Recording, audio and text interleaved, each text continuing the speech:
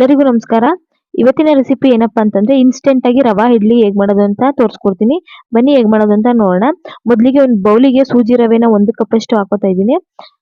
ಸೂಜಿ ರವೆ ತಗೊಂಡ್ರೆ ಬೆಸ್ಟ್ ಅಂತಾನೆ ಹೇಳ್ಬೋದು. ಮೊಸರನ್ನ ಒಂದು ಅರ್ಧ ಕಪ್ ಅಷ್ಟು ಹಾಕೋತಾ ಇದ್ದೀನಿ.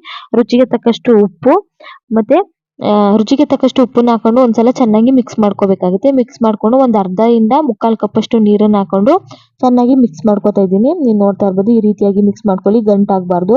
ನೋಡ್ತಾ ಇರ್ಬೋದು ಈ ರೀತಿಯಾಗಿ ಪೇಸ್ಟ್ ಆಗಿ ಆಗ್ಬೇಕು. ಈಗ ಮತ್ತೆ ಸ್ವಲ್ಪ ನೀರನ್ನ ಹಾಕೊಂಡು ಮತ್ತೆ ಕಲ್ಸ್ಕೊತಾ ಇದ್ದೀನಿ. ನೋಡ್ತಾ ಇರ್ಬೋದು ಇಡ್ಲಿ ಬ್ಯಾಟರ್ ರೀತಿ ಆಗಿದೆ. ಇವಾಗ ಒಂದು ಪ್ಲೇಟ್ ನ ಮುಚ್ಚಿಟ್ಟು ನೆನೆಯೋದಕ್ಕೆ ಬಿಟ್ಬಿಡ್ತೀನಿ ಬ್ಯಾಟರ್ನ. ಇವಾಗ ಒಂದು ಪ್ಯಾನ್ ನ ಇಟ್ಕೊಂಡಿದ್ದೀನಿ. ಪ್ಯಾನ್ ನ ಇಟ್ಕೊಂಡು ಒಂದು 2 ರಿಂದ 3 ಟೇಬಲ್ ಸ್ಪೂನ್ ಅಷ್ಟು ಎಣ್ಣೆನ ಹಾಕೋತಾ ಇದ್ದೀನಿ.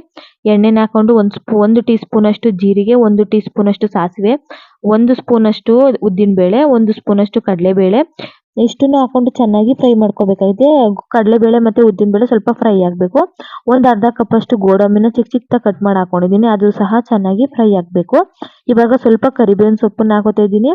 ಮತ್ತೆ ಒಂದ್ 2 ಹಸಿರು ಮೆಣಸಿನಕಾಯಿನೂ ಸಹ ಹಾಕೋತಾ ಇದ್ದೀನಿ. ಸ್ವಲ್ಪ ಚಿಕ್ಕದಾಗಿ ಕಟ್ ಮಾಡಿ ಹಾಕೋತಾ ಇದ್ದೀನಿ. ಹಾಕೊಂಡು ಚೆನ್ನಾಗಿ ಒಂದ್ 2 ನಿಮಿಷ ಫ್ರೈ ಮಾಡ್ಕೋಬೇಕಾಗುತ್ತೆ.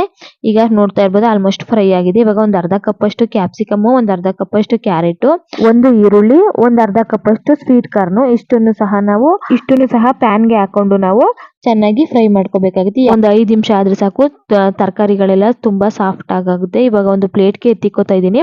ಎತ್ತಿಕೊಂಡು ಇವಾಗ ನಾವು ಮೊದಲೇ ಏನ್ ಕಲ್ಸಿಟ್ಟಿದ್ವಿ ಈ ರವಾ ಬ್ಯಾಟರ್ ಅದನ್ನ ಒಂದ್ಸಲ ಮಿಕ್ಸ್ ಮಾಡ್ಕೋತಾ ಇದ್ದೀನಿ. ಮತ್ತೆ ಮಿಕ್ಸ್ ಮಾಡ್ಕೊಂಡು ಇನ್ನೊಂದ್ ಸ್ವಲ್ಪ ನೀರನ್ನ ಸೇರಿಸ್ಕೊಂಡು ಚೆನ್ನಾಗಿ ಕಲ್ಸ್ಕೋಬೇಕಾಗುತ್ತೆ. ಕಲ್ಸ್ಕೊಂಡು ಇನ್ನೊಂದ್ ಸ್ವಲ್ಪ ತೆಳು ಮಾಡ್ಕೊಂಡು ಈಗ ನಾವು ಮೊದಲೇ ಏನ್ ಫ್ರೈ ಮಾಡಿ ಇಟ್ಕೊಂಡಿದ್ವಿ ಅದನ್ನ ಇಡ್ಲಿ ಬ್ಯಾಟರ್ ಒಳಗೆ ಸೇರಿಸ್ಕೊಂಡು ಚೆನ್ನಾಗಿ ಮಿಕ್ಸ್ ಮಾಡ್ಕೋಬೇಕಾಗುತ್ತೆ. ನೋಡ್ತಾ ಇರ್ಬೋದು ಇಷ್ಟೇ ಗಟ್ಟಿ ಇರಬೇಕು, ತುಂಬಾ ತೆಳು ಆದ್ರೆ ಚೆನ್ನಾಗಿರಲ್ಲ. 1 ಸ್ಪೂನ್ ಅಷ್ಟು ಈನೋನ ಹಾಕೊಂಡು ಅದಕ್ಕೆ ಸ್ವಲ್ಪ ನೀರನ್ನ ಹಾಕೊಂಡು ಚೆನ್ನಾಗಿ ಮಿಕ್ಸ್ ಮಾಡ್ಕೋತಾ ಇದ್ದೀನಿ. ಈನೋ ಹಾಕೋದ್ರಿಂದ ಚೆನ್ನಾಗಿ ಉಬ್ಬಿ ಬರುತ್ತೆ ಅಂತ ಹೇಳಿ. ಇವಾಗ ಮಾಡ್ಕೊಂಡು ಇಡ್ಲಿ ಪ್ಲೇಟ್ ಗಳಿಗೆ ಎಣ್ಣೆ ಎಲ್ಲ ಹಚ್ಚಿಟ್ಕೊಂಡು ಇವಾಗ ನಾರ್ಮಲ್ ಆಗಿ ಹೇಗ್ ನಾವು ಇಡ್ಲಿ ಹಾಕ್ತಿವಿ ಅದೇ ರೀತಿಯಾಗಿ ಇಡ್ಲಿನ ಹಾಕೊಂಡು ಇವಾಗ ಒಂದ್ 10 ನಿಮಿಷ ಬೇಯೋದಕ್ಕೆ ಬಿಟ್ಬಿಡ್ತೀನಿ. ಇವಾಗ ನೋಡ್ತಾ ಇರ್ಬೋದು ಒಂದ್ 10 ನಿಮಿಷ ಆಗಿದೆ. ಇಡ್ಲಿ ಎಲ್ಲ ರೆಡಿ ಆಗಿದೆ, ಚೆನ್ನಾಗಿ ಬೆಂದಿದೆ ಸಹ.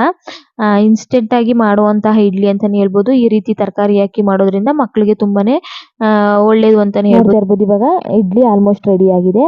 ಇವಾಗ ಎಲ್ಲಾನು ಬಿಡಿಸಿಟ್ಕೋತಾ ಇದ್ದೀನಿ. ನೋಡ್ತಾ ಇರ್ಬೋದು ಎಷ್ಟು ಚೆನ್ನಾಗಿ ಕಲರ್ಫುಲ್ ಆಗಿ ಕಾಣಿಸ್ತಾ ಇದೆ ಅಂತ. ಇನ್ಸ್ಟೆಂಟ್ ಆಗಿ ಮಾಡ್ಕೊಳ್ಳುವಂತಹ ರವಾ ಇಡ್ಲಿ ಅಂತಾನೆ ಹೇಳ್ಬೋದು. ವಿಡಿಯೋ ಇಷ್ಟ ಆಗಿದ್ರೆ ಲೈಕ್ ಮಾಡಿ, ಶೇರ್ ಮಾಡಿ, ಕಮೆಂಟ್ ಮಾಡಿ. ಮತ್ತೆ ಸಿಗ್ತೀನಿ ನಿಮ್ಗೆ ಮುಂದಿನ ವಿಡಿಯೋ ಜೊತೆ.